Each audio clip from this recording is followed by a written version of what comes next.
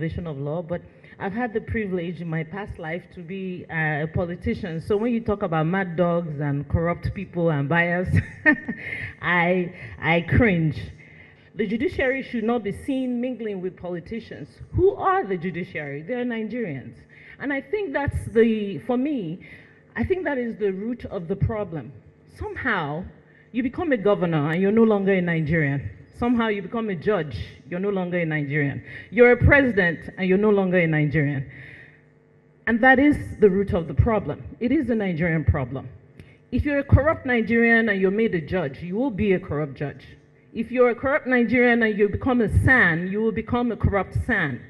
The problem is a Nigerian problem. It starts from the home, it starts from the communities. We don't even hold each other accountable any longer. So, sir, I equally have a question for you. Perhaps we should legislate who people marry. Why should a prominent politician's wife be able to be a judge? It should be against the law. You see somebody that I laugh at it. He's a prominent politician, and his wife climbs up and becomes a Supreme Court justice. We have to regulate these things. And some people will say, how can you regulate love? You're not regulating love, you're regulating sanity and discipline. If your wife needs to be a judge, then you need not be an elected official. You must pick one. Let us get serious. Let us get serious. You hear court judgment, and the judge sitting there is the wife of a senator, and the senator comes on the floor of the Senate and tells us, well, in the bedroom, I have negotiated for some of you, and we laugh.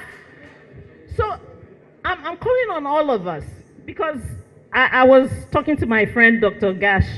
I was saying to him that the simplistic response to all of our problems is to blame the judiciary.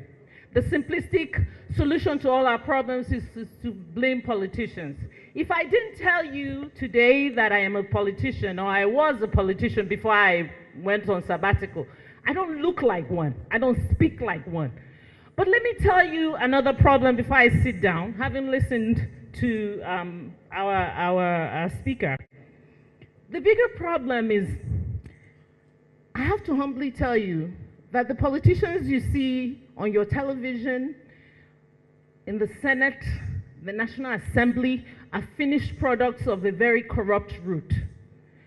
I remember the first time I was just coming back from the US when I ran for Federal House of Reps.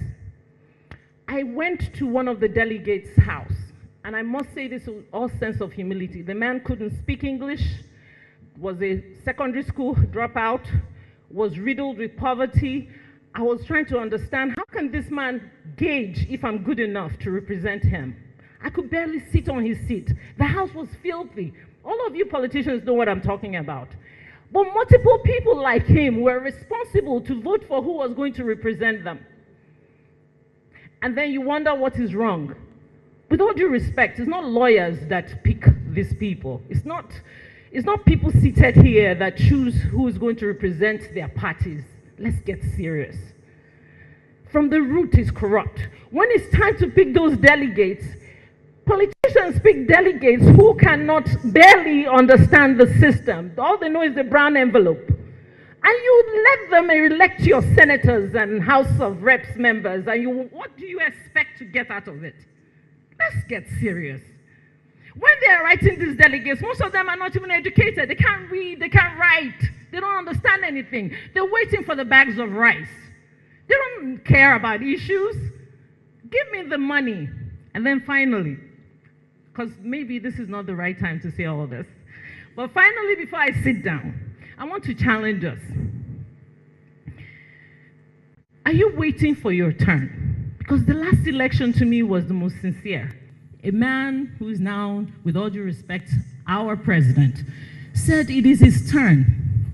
I felt that was the most sincere statement, because amongst the political class, amongst the judges, amongst the judiciary, the legislative, all of us are waiting for our turn.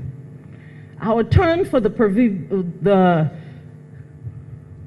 embarrassingly reality that we are left to cater to ourselves. The very nature of the Nigerian state is what is creating the electoral rot. Every Nigerian is taking care of themselves.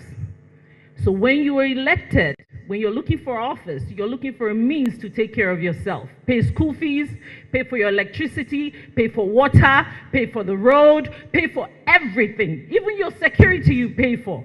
So tell me, how can you elect me and expect me, who is coming from my own slice of the national cake, to protect yours?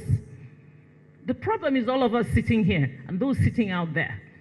It may be simple to hold the judiciary responsible, but what I hold them responsible for, with all due respect, is before you became a judge, you were a Nigerian.